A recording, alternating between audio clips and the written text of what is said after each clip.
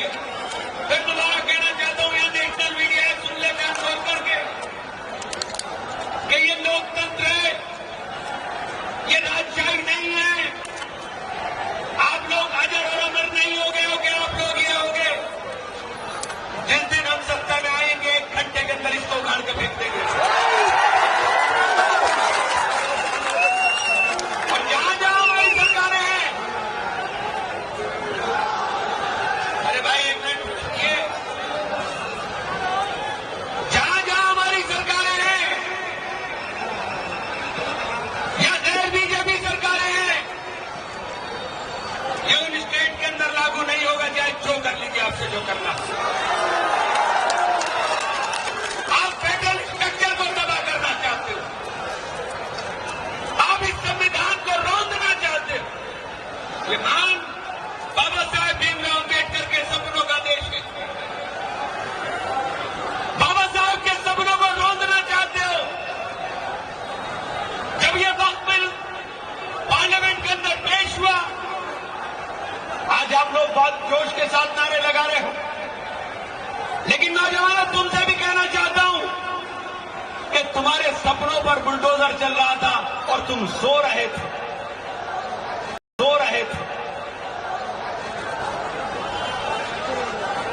ये वक्त बिल और शोर मचा रहे हैं, मेरी एक बात का जवाब पार्लियामेंट में नहीं दे पाए। जब ये कहते हैं कि पसमंदा मुसलमान, जब ये कहते हैं महिलाएं, जब ये कहते हैं बच्चे या मिस्कीन, तब इनकी बातों पर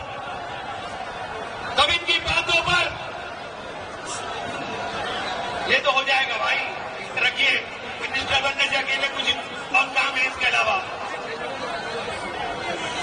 ये जब ये बोलते हैं प्रधानमंत्री और गृह मंत्री,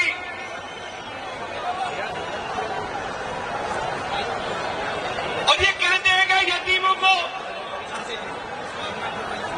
जब ये कहते हैं कि यतीमों को, मिस्कीनों को, विधवाओं को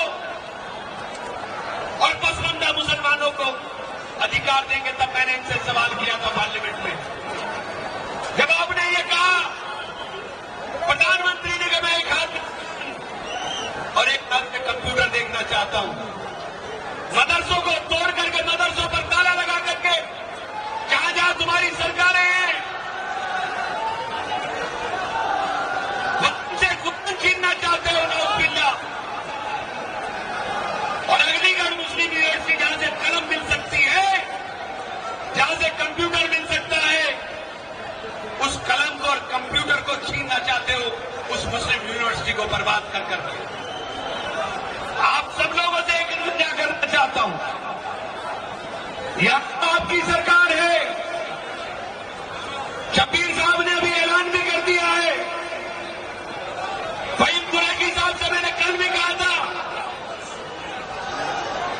कि जल्द से जल्द यहां असेंबली के अंदर, मैं बाबू साहब से भी गुजारिश कर रहा हूं कि जल्द से जल्द असेंबली का इजलास बुला करके इस बिल के लिए आप प्रस्ताव पास करने का काम करें, जैसे कर्नाटक के अंदर हो गया।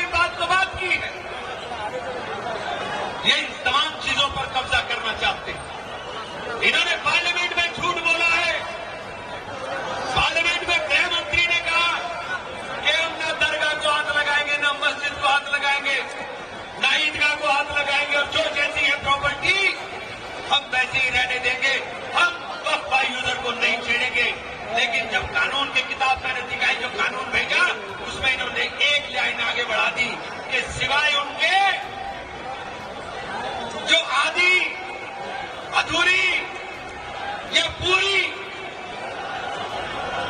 जिसके अंदर लिटिगेशन हो, मुकदमेबाजी हो, या वो संपत्ति सरकार की हो? हमारी प्रॉपर्टी को सरकारी बताओगे, और जब आप सरकारी बता दोगे, तो जब हमने सवाल किया कि आपने तो ये कहा, तो फिर उसको बोल कर गए, कोई जवाब नहीं आया। पूरे देश में एक नैरेटिव फैला रहे हैं कि हम गरीब बच्चों की, पसमंदा मुसलमानों की मदद करेंगे। मैं तुमसे पूछना चाहता हूं, आप सल्लल्लाहु के आखिरी खुतबे के बाद क्या तुम्हारे अंदर ये गुंजाइश है? बताओ, ये गुंजाइश है क्या तुम्हारे अंदर? मोहम्मद रसूल अल्लाह, हम लोग ईमान की रस्सी के साथ बंधे हुए लोग हैं।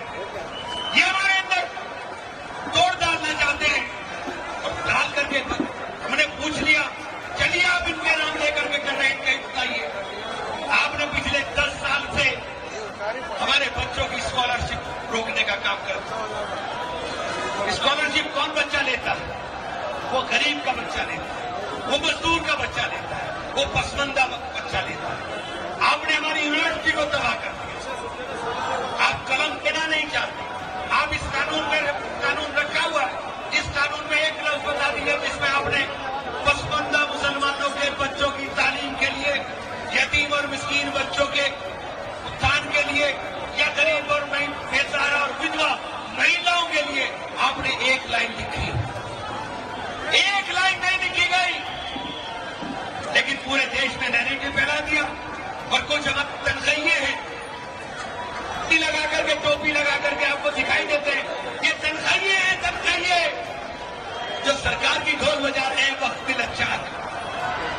इन दोजख में भी जगह नहीं मिलेगी। ये मुसलमान सबसे बड़ा हमला है, ये मुसलमानों पर इतना बड़ा हमला है। और ये बात आपसे इसलिए कह रहा हूं कि आज लड़ाई मुसलमान सिर्फ तुम्हारी नहीं है। ये हमला असल मानों में अगर किसी पर है, तो यह असल हमला इस्लाम के ऊपर है। ये बात आज आपको समझ में आ जानी चाहिए। यहां तो ये मजबूत हाथ खड़े हुए हैं आपका हाथ थामने के लिए। उन जगहों की खैर करो, उन जगहों के लिए दुआ करो जिन जगहों के ऊपर रहना मुश्किल हो गया, रहना दुश्वार हो गया। नफरत की बुनियाद के ऊपर इस समाज को बांटने